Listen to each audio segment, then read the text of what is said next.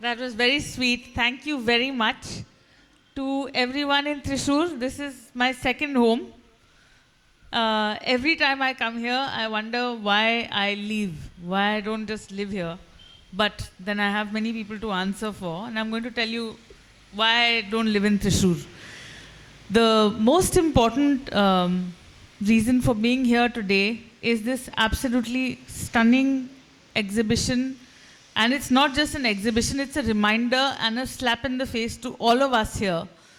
Why have we, or why are we forgetting what Gandhi left us with and how he died in the process of leaving us with what he left us?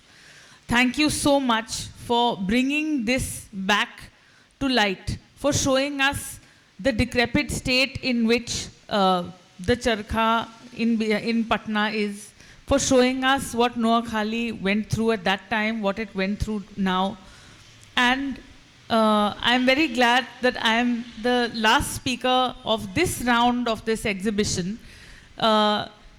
in which I want to start by saying that the most important thing that I, as a journalist and an activist, take away from Gandhi is the one thing that he said and did, which was that we need to look at whatever problem we're dealing with structurally.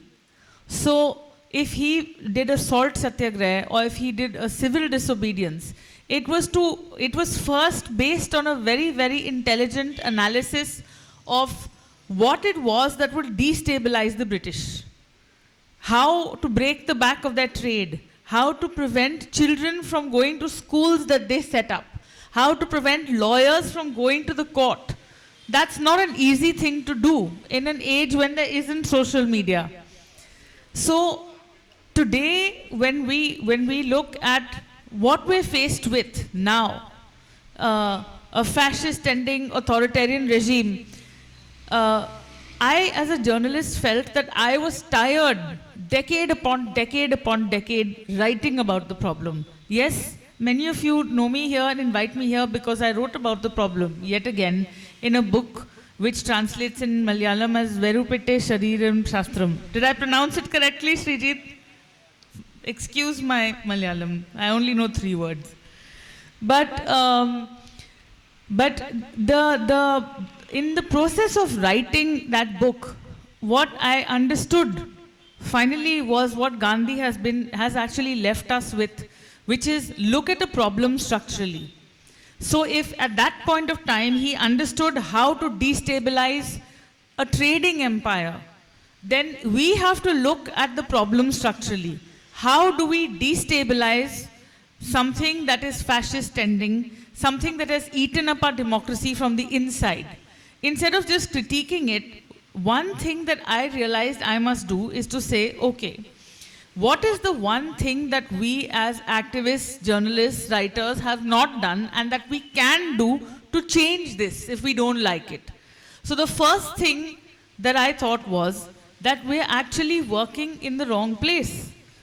It's great that this is a forum in Thrissur where people can go and revisit Gandhi, revisit what happened during the partition, why this should never happen again, and why it is happening again.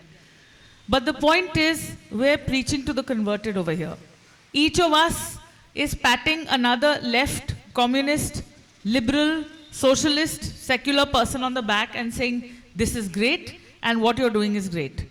How many of us are actually being able to convey this message to one person who doesn't already think like us? So, if we're thinking structurally, then the first thing we have to do in order to be Gandhian and to walk with Gandhi is to say, okay, how do we start by spreading this to places where it doesn't exist? So for that, the most important thing that I felt I had to do was to stop writing about the problem unless I could actually work with the problem, practice, not just write. So the first thing about that practice told me was, don't work amongst left liberals. Work within the spaces where these fault lines of communal violence, caste violence, and gender violence exist in a hardline way.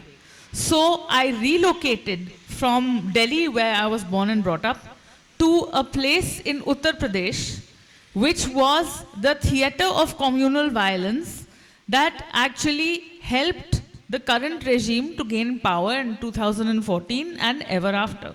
What is that place? That is a district called Shamli. Shamli and Muzaffarnagar in 2013, before Modi won the 2014 historic election, is a place where a riot was engineered.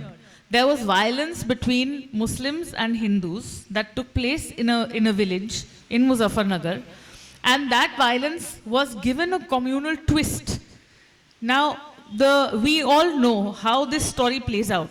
The right wing looks for opportunities like this, and then they find people who they can hang their story on and say, Hindu khatre mein hai. The Hindus everywhere are in danger. Now they must go after Muslims. Because at that point of time, in 2013, the government in Uttar Pradesh was not a BJP government. It was a Samajwadi Party government. The Samajwadi Party government arrested Hindus and Muslims for this particular violence against a young girl, in which the young girl was either molested or raped. The facts are not entirely clear. But people were dead. Muslims were dead. Jat Hindu boys were dead. After a while, those particular Muslims who were jailed were found by the police to not be allegedly involved in the crime, and they were released. That was used by the Sangh to say, this is a Muslim favoring government and we need to throw them out, and Hindu mobs must gather everywhere. So Hindu mobs gathered everywhere, and all of Uttar Pradesh, which sends 80 seats to India's parliament, which is the largest, it's the most populous state, and it sends the most number of seats to the Indian parliament. So when all all across Uttar Pradesh, people, Hindus, began to feel that different castes, which normally vote for different parties, sometimes the Samajwadi Party, sometimes the Bahujan Samaj Party, sometimes the RLD, different parties, started to vote together because they found a common enemy.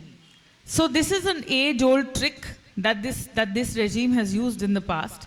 So the new theater of war, if Gandhi had to go on fast twice between 1946 and 1948, just before India was independent and just after India was independent because of the partition riots, then the new Noakhali, which this exhibition shows you, was perhaps Shamli and Muzaffarnagar. So in this northern Indian, these twin districts, Muslims were pushed out of their homes. There were women that were raped. In the years that followed, the cases began to thin out. The media interest in those cases waned, and most of the rape victims were threatened by the perpetrators to take their cases back. And only one of them persisted with her case. I've met her. She's had to flee from her home and she's had to change her residence many times. Now, this is a place that one needs to work in. And one needs to work not with the victims. One needs to work with the people who say Hindu khatre mein hai. One needs to work within caste groups that feel that if they don't support the BJP, they are in danger. So the work that needs to be done, if one has to adopt Gandhi in today's times, and one has to walk with Gandhi today, I felt that one solution was not to sit in one's own ivory tower and write about it, was also not to sit amongst like-minded people. Because think about it, it's a very simple mathematical proposition. If I talk to you and you talk to someone who's like you, you're closing that circle. You're not spreading your ideas further. By definition, in order to spread your ideas to where the ideas are not, you need to talk to people who are not like you, who don't like your ideas, who don't want your ideas. So you have to go to areas where people don't accept these ideas. And so that was the first thing, thinking structurally and dislocating oneself from one's comfort zone. If one really has to be Gandhian, Ambedkarites, lots of people I know and love critique Gandhi for being too middle class, for being casteist. And they say that he was a Hindu banya, and that's why India is where it's at today. But that is to actually, even all of us who say this don't realize that we're also being comfortable Hindu middle class people, too scared to get out of our comfort zones. If we really want to practice the politics that we believe, we have to practice it in a place where it's not comfortable to speak, where that politics doesn't exist. What is the point of your idea if you can't transmit it to one other person who doesn't think like you? Is there any point to the idea? Have we learnt anything from Gandhi at all if we can't do that? Gandhi displaced himself. He could have stuck in London. He could have come back. He could have practiced in Gujarat. He could have practiced at the bar in Bombay. But he didn't. He went and set up ashrams in Wardha in Maharashtra, in Sabarmati. He went to Bengal. He went to places. He lived amongst. He was casteist to start with, but then he started to live in Harijan colony. How many of us can live in a Harijan colony? How many of us have a diverse population of friends on our mobiles, on our Facebook, on our WhatsApp groups? And is that diversity only accidental, or is it deliberate politics? How many of us are practicing those politics? Is a question I asked myself. I wasn't practicing it. I was only talking about it. So then I decided that I wanted to go and live in a place like Shamli and try and see if it's possible to work amongst people who are not like me. But working amongst people who are not like me also made me realize I was still being very casteist and classist. Because I went and set up an organization in Shamli and I said, oh, I've come to improve the right wing. I've come to change them. What am I doing? I'm doing exactly what most of the development sector anywhere in the world does. Carries the white man's burden. Says, I am the big sahib or mem sahib. I've come to change you. You're stupid. You're vulgar. You're right wing. You're an idiot. Fuck you. You think like this. And in doing that, what are we really doing? We're actually promoting ourselves, elevating ourselves, and not understanding that the people we want to work with whose ideas we don't like, we want them to automatically shed those ideas. And in doing that, we are actually discriminating with those people and not recognizing that the reason they don't practice those ideas is because they don't have the benefit of the education, of the exposure, of the political ideas that some of us have. So, if we want to work with them, we have to learn to walk towards them first and not get them to walk towards us. So the first thing, and this is also a Gandhian practice, because very often Gandhi was asked in his ashram, even at the Tolstoy farm, and even when he came to India, why are you allowing so-and-so into your ashram? They've killed someone. So he said, I am not going to label someone a murderer. I feel everyone has a chance to change. People who attacked him, he welcomed them back into his ashram and into his politics. So the thing that we've got to learn actually is I felt that to be structural was a very hard thing. It's not easy to actually go into an area like this and question oneself and then say, okay, so I want to work in an area which is right wing. I want to change the way people here think. How do you do it? So the first thing I did was I ended up meeting someone who had much better ideas than me and who became our chief strategist. We set up something called the Sarfaroshi Foundation. Sarfarosh means, it's a Persian word, and we are using Persian words, putting Persian words back into Hindustani or Hindi, because guess who's taking all the Urdu and Persian words out and Sanskritizing our Hindi? So I said, let's put the Persian words back. And Sarfarosh is a word that the revolutionaries in the 1920s used. Sar means head and Farosh means seller. So somebody who sells their head for a cause. And who did that? Who were people who used that song in the 1920s? Sarfaroshi ki tamanna ab hamare dil mein hai. Dekhna hai zor kitna bazuए कातिल में है. These are the revolutionaries, Bhagat Singh, Ashfaqullah Khan, Sukhdev, Rajguru.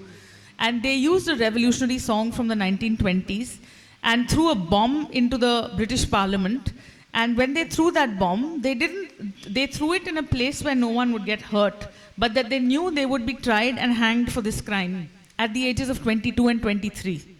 At the ages of 22 and 23, these young boys decided to give up their heads. And in order to, because they knew that once they give up their heads, they will end up going to jail and there will be a court case, and the court case will make headlines. And it is for those headlines. So they are actually the first crowd funders of this country. They were early crowd funders. They wanted a crowd. They wanted people in the newspapers to read their speeches. So they threw a bomb and got themselves hanged.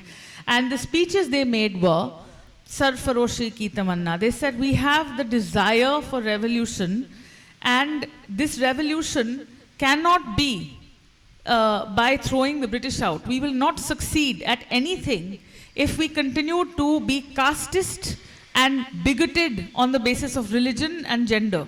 We have to throw out these fault lines if we really want to be free. So, looking at that, what we said is, okay, now let's set up a foundation in a place which is ground zero, where these ideas do not exist, where social justice means, if I'm from your caste, if I'm a Nambudri, you get out. If you're a Nair, you can't stay there. I mean, using southern castes, but in the north, the equivalent would be, if there's a Jat who owns land, and you happen to be a Kashyap, or you happen to be a Chamar, or you happen to be Valmiki, then you will end up working as labor on that person's land. You will end up being insulted. You will end up being stared at lewdly if you are a woman. And you will end up being in debt to this person because he will never pay you enough. And then because you're in debt to this person, eventually you become slave labor or bonded labor for this person. So when you are bullied by a caste in that region, what do you want in order to feel better? You want that caste to suffer. And so you go to a bigger bully. And who's a bigger bully than the land-owning caste? The government, the BJP. So many people in this region are allies of the BJP, not because they hate Muslims, but because their existence depends on squishing the authority and control of the caste immediately above them. So the most important discovery we made was that when you go into a space where the ideas are not like yours, stop, listen, and don't immediately try and preach and think that your ideas are necessarily better. People over there have those ideas. What we call the right wing isn't one monolith. It's composed of many people with many different aspirations which are actually going in different directions. The right wing gives us this illusion, this magic, that it's all come together in one place. That is an illusion we are constantly buying because we're not looking inside these spaces. If you look inside these spaces, you will find the Jats are actually are hated by the Kashyaps and the Chamars and the Valmikis, but the Jats are actually Muslim haters. But they've decided not to vote for the BJP because the BJP has passed these anti-farm laws. So the secular voter is anti-Muslim and the BJP voter happens to like Muslims. So it's quite a twisted story. I'll go into this again. To explain it, I'll open out the layers of this so that you understand what I'm saying. So when you work in a space that is right-wing, the first thing you have to do is to let go of your own preconceived notions about working in these spaces. That's what I had to do. I had to let go of the idea that these are fascist, bigoted idiots. I had to throw all those words out. I had to say, these are people who aspire to something that they don't have. They don't have status. They don't have good jobs. They barely have enough to eat. The women are mostly persecuted doubly and triply. Firstly, from being castes that don't have money, and then for being women. So how do you work with all of these people? That brings me to the next part of the story. How do you plant a new idea in an area where no one wants it? It's like as if we took the first computer and put it in Kerala of the 1960s or 70s and said, here, use this now, from tomorrow, no typewriters, no paper and pen. People will say, what is this? What is she doing? Is she mad? Like, why do you need a computer? It's just a different looking typewriter. And think about it, it is just a different looking typewriter. What is it giving you functionally that you can't live without? Absolutely nothing. Absolutely nothing. But it's a massive marketing feat for people to be able to tell you that you can't do without this. We have to do the same thing in the political and social space. If you're taking a computer or an idea of communism and social justice into an area where people don't want it, where people don't want social justice, they don't want socialist and secular, which is in the preamble of our constitution. They don't want it because they don't know that it can give them anything. They're saying, roti kapda makan, please. Fuck off, otherwise. So we had to throw away that idea that we were going to go there and transform people. We needed to transform ourselves first. You know, that is also something that Gandhi practiced. Work on the self. Others will follow. First work on yourself. If you want to transform, first you transform. So we had to first figure out what is it that each of these different castes in this region want. What does a Kashyap want? What does a Chamar want? What does a Valmiki want? What are the different groups of things that can be bunched together? So when we started in the middle of the pandemic. And at that point of time, in 2020, there was this big lockdown. And there was a rumor spread by the right wing, of course, that Muslims were COVID spreaders. Why? Because Muslims were largely fruit sellers. You know, most occupations are caste-based. So fruit sellers tend to be Muslims in North India, in this region. So how do people sell fruits? Once upon a time, someone bought apples from California and they stuck a label saying Californian apples. And suddenly each apple sold for 100 rupees. And the next apple seller would be selling his apples for 20 rupees. So he says, shit man, I also need to put stickers on my apples. So now all fruit sellers, as a practice, they just take stickers, lick them like this and put it on the apples. So what did the right wing do? They took videos of Muslims licking stickers with spit and putting it on apples and said, they're spreading COVID through their spit. Throw them out. So Muslims were not allowed to sell fruits during COVID. That's the atmosphere in which we started the Sarfaroshi Foundation. We said, okay, the statistics during COVID, even now, if you look at the pandemic statistics, you will find something quite interesting. The states in the country which are labeled as those with the highest number of cases, Maharashtra, Kerala, okay, these are some of the states, West Bengal. It's not a coincidence that either opposition states or states with a higher literacy rate and better awareness of health are reporting cases and going to the hospital and going and picking up medicines. Whereas places like UP are not on the list of the highest cases because no one's going to a hospital. Because guess what? The village sub-center health system is entirely broken. So people a statistic. So we said, if we are starting something where we want to spread these kind of ideas, first we have to listen to what people want. And what people wanted was health. Very basic. So we did a long research program and we said, what can we provide to people that the government is not giving them and how do we make it happen? So we talked to everyone, from people who set up the Ayushman system, to bureaucrats who headed the health ministry, to the ASHA worker and the A&M at the village primary health centers.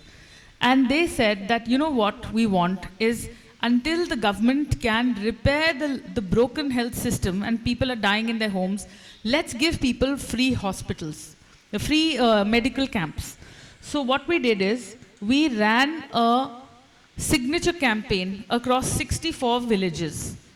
And we just told people, would you like the district magistrate of Shamli to say, please madam, can you set up a free health camp until such time as you can repair the health system? Because right now we don't have a hospital, we don't have any place to go. And we are dying in our homes. And that is a fundamental violation of our fundamental right to life. So we went to the district magistrate before we launched the campaign. And we said, madam, if we launch a campaign like this, will you set up health camps? Because we wanted this campaign to succeed. So she said yes. So we ran this campaign. The people who agreed to run the campaign and went door to door collecting signatures, mostly women by the way, because mostly women take the lead when anything new is happening in this country. So these women went from one house to the other, getting signatures. Sometimes they were pushed out. They said, what is this? This is bullshit. Some places. So in 43 villages, we collected signatures, and we collected 61,000 signatures. And we went with these to the district magistrate. The district magistrate said yes.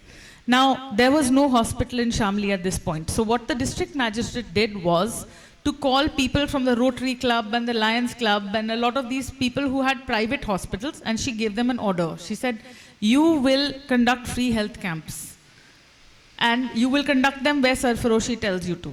So for some reason, whatever the reasons may be, we don't know, she agreed to conduct these health camps. And so private practitioners ended up coming and setting up these health camps in village after village. Now, let's zoom in to one of the leaders in one of these villages. Let's say a village called Makhmulpur, where Adesh, who comes from the Valmiki caste, decided to get all the signatures. So she led the camp. Now, the Valmikis are the bottom of the heap of the Dalits. So they are shunned by all caste Hindus. No one goes to the temple on the Valmiki side of the village. All the garbage from the entire village is dumped in a pond which is full of green algae, shit, and garbage piled this high. There's no water in that pond. You can only see garbage floating on top. Why? Because it's the Valmiki side. It's the side of the village where all the garbage can go. These are the traditional garbage cleaners of the world. So no one cares if they have a clean place to live or if they have water or food or anything. So when Adesh becomes the leader of a health camp like this, then the Jats and the Kashyaps and all the other caste Hindus and Muslims have to come to a camp because she is the giver of the camp. She's the leader of the camp. So we have a huge hoarding made 6 feet by 10 feet with Adesh's photo on one side and the district magistrate's photo on the other side. So this means that whoever wants to come and get free medicines, free diagnostics, has to come because Adesh has held this camp. So suddenly, Adesh begins to get power and aspiration. Now this power and aspiration is what we are trying to create. But we then tell Adesh, now form a team of all the castes in your village. Adesh is someone who was insulted by a Hindu friend of hers. They together were part of a government scheme called the National Rural Livelihoods Mission. And under that National Rural Livelihoods Mission, they were getting access to microfinance, small amounts of money. And a Muslim woman came to her house for a cluster meeting of this microfinance group, and then she said, oh, I didn't realize you're a Valmiki. And she put fingers down her gullet and threw out whatever food she'd eaten and whatever she had drunk, saying, we don't even spit in your homes. Adesh, because she drew power from this health camp, formed a team of 20 people, half of which are Muslims, some of which were Jats, all the castes that had insulted her. because now she felt power. She felt recognition. How do you alter communalism? You have to alter it in this way. If you go village by village and you give people a reason to band together across different castes, only then will they do it. If the RSS is telling people that if you subscribe to us, we will ensure that your enemies are beaten up, you will get work contracts, you will feel powerful, and all of that happens. Who is allowing people to band together on the other side? Who is making people band together across diversity? Who is building diversity as a powerful tool to make sure that people break out of their existing ivory towers and caste and communal silos? If we are not doing this work on the ground, how do you think we are going to reverse this tide? So in village after village, if people like Adesh are finally being able to create these teams, what do we do with these teams next? COVID goes away. We formed, leaders have come up in different villages, different caste groups. They form teams of 20 people. Now we start to work across 4 verticals. Culture being one, where we say, Eid is coming, please hold an iftar for all the Muslims in your village. So in one village where we were working, called Khanpur, the leader in that village, the leaders in that village was a man called Jeet Pal. Jeet Pal comes from a tribe that was formerly thought of as a criminal tribe. Now, when the British were ruling us, the 1857 revolt happened, and during the 1857 revolt, many nomadic tribes, the British were scared that they might cause another unrest. They felt that these were people who could were couriers of information to the revolutionaries. They were spies. So they said, now let's write a Criminal Tribes Act. And they wrote the Criminal Tribes Act of 1871, in which they confined all these criminal tribes to internment camps. They said, now, if you are born in this tribe, you are declared a criminal at birth. So the Bavarias were one such criminal tribe. After the British went away, India got freedom in 1947. The criminal tribes continued to remain in jail for another 6 years. They got freedom in 1953. They have 6 years of freedom, less than the rest of the country.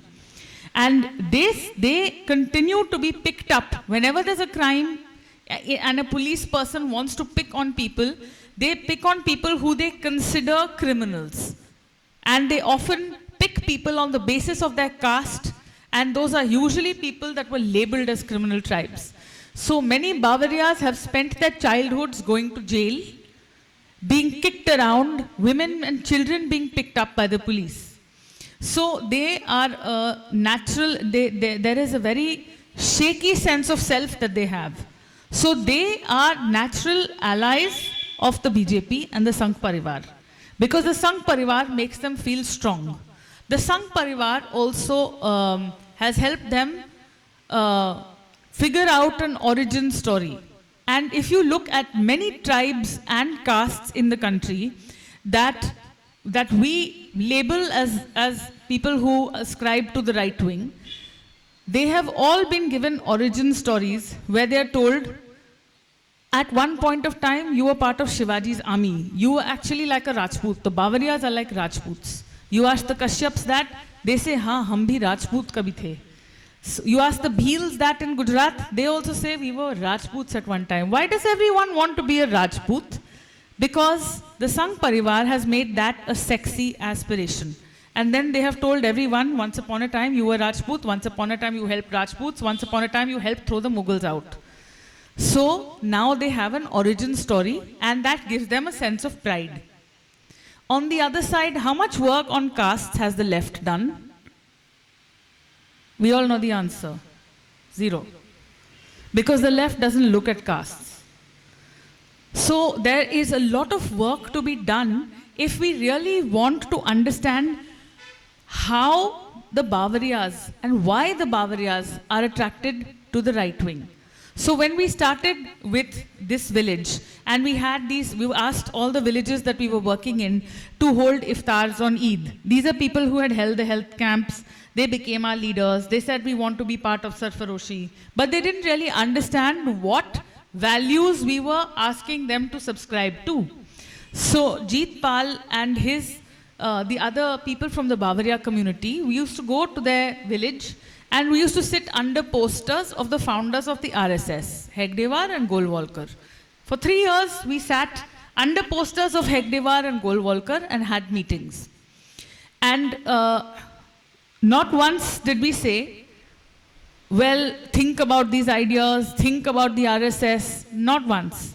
We just said, can you hold an iftar for Muslims? Jeet Pal and Shiv Kumar, 2 Bavaria leaders from 2 villages, Ahmedgarh and Khanpur, they held an iftar for Muslims. They suddenly realized what an iftar was. They felt good extending themselves to another community that was also marginalized.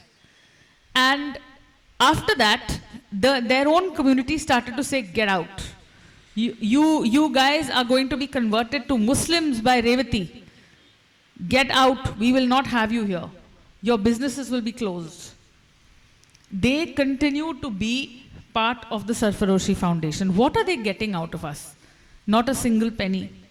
But there is something ambiguous, and that ambiguousness is that now the Bavarias, they said, we are being seen by other communities. We are no longer regarded as criminals by other communities that used to shun us. So now we are part of a very large fraternity of people across 25 villages, 800 people, several thousand people are seeing us differently. So building a fraternity based on ideas of all of us coming from different communities banding together requires us to first give people what they want. So when you start by saying, okay, let's give people free health camps. Once you give something to people, then they want to listen to your ideas. And then they will say on their own that what is it that we can do that will make us shine? And how can we add something to their caste existence, to their aspiration, to their power, to their real raw political power to be able to register a case at a police station. So we work on culture, we work on helping people access their government schemes, and in that, I'll tell you a short story from a village called Hurmajpur, where again, the villagers who work with us are people who like Modi, who like Yogi, but they had a broken hospital. And we petitioned the district magistrate to have that hospital fixed. They went with the petition. We enabled them to go with the petition to the hospital, to the government, and that hospital has got fixed. Now there is a huge sense of pride in the entire village because before this village and the Sarfaroshi team came together, that hospital was used to store away stray monkeys. Now it is a place where lots of people can go there, access their medicines for free. So when the leader of the Sarfaroshi team from that village derives power from having done something, then in turn she also begins to hold joint celebrations for Hindus and Muslims. She comes to a Qawwali recital, she sings Damada Mast Kalandar. So all of this starts to happen because, again, we are working on things that they want. We also help people through crises. So in another village, there's a leader who came to us with a woman who had a big tumor on her face that was this big, a big, large pink tumor across her face. And she is someone, the hospitals and the doctors she had gone to had given up, saying this, she can't be treated. This turned out to be cancer, and it was estimated that this will cost between 8 to 10 lakh rupees to have operated on, that she'd need several rounds of chemotherapy, radiation, the tumor would have to be removed, the eye would have to be removed, several rounds of treatment. We ran a crowdfunding campaign, and in less than 20 days, we raised the 10 lakhs, and she's now cancer-free. And that village has done a lot of work, and there is a very strong stickiness to the institution. But the institution like this, if I was to go on giving you examples, the other area that we work in is to help people start their own small businesses, micro entrepreneurs. Someone could sell chow mein and chips. Someone could start a tailoring business. Someone could make their own soaps. Someone can start an LIC policy. But whatever it is that they do, at a local level, if they can build a business, then that makes good politics requires good economics. So if we really want social justice to function on the ground, we have to encourage people to be able to start their own businesses. So that is another area that we're working on. And with all of these areas, what happens is, on the back of this, two very important things that I'm going to tell you before I close. One of them is that when we hold workshops in our office, after we've done all of this work in these villages, we held a series of trainings on justice. And we asked our community leaders to say, if you were dropped onto an island in the middle of the ocean, and you've now left, you're no longer in touch with the rest of the world, with your families, with your children, you're alone on this island, you and the 5 or 6 other of you who've been marooned on this island, what kind of system would you like to have in this world, in this new world that you're creating? What is the kind of system? Now, this is ground zero. This is not, these are not people who've been to school and college. These are not people who know of the words market, free market, democracy, capital, social, socialist, secular, communist. They don't understand any of this. So it's ground zero as far as these ideas from the conventional philosophical spaces. They don't have that. But when we asked each of them, what is the world you want to construct, draw it on a chart paper. Each team, and we did this exercise 9 times, each team said, we want a world in which there's free education, free housing, free hospitals, and free food for everyone. So without saying it, they actually wanted, what was the most natural response on ground zero that we found from all of these people? It wasn't, we want a market economy. It wasn't, we want to set up shops to earn profit. They wanted free things for everyone, basic common minimum. So they wanted a socialist state. So the most natural response on ground zero was a socialist state. And after 5 years of working in these areas, I am going to end with the story of a young boy called Kuldeep, who comes from a village called Lisard. Lisard was the epicenter of the communal riots that I started this talk with. In Lisard, all the Muslims were driven out overnight during that communal riot of 2013, the pogrom against Muslims. In Kuldeep's village also, all the Muslims were thrown out. Kuldeep comes from a working class family from an OBC Kashyap caste. So when the Muslims were thrown out, basically his working class family had the first ever opportunity to buy land from a fleeing Muslim at throwaway prices. Because before this he could never afford that. So Kuldeep buys land from this Muslim. Kuldeep's family buys land at a throwaway price, only to find that they have been duped. This Muslim has sold this land earlier to someone else. So what happens? Someone who actually in any case has been brought up on a diet of not liking Muslims has a very real reason to hate them, because now this Muslim has duped them. Now Kuldeep starts to come to Sarfaroshi meetings and he's asked to hold iftars on Eid. So he says, oh, there's only one Muslim in my village, let me call him for a party of samosas at 4 p.m. So then we had to explain to him, Kuldeep, this is the month of Ramzan, they're fasting. They will not break their fast till 7 p.m. and first they have to start with water. So he had no idea that the Muslims in his own region, that this is a festival, this is the way it's celebrated, because Eid, Ramzan are still not mainstreamed.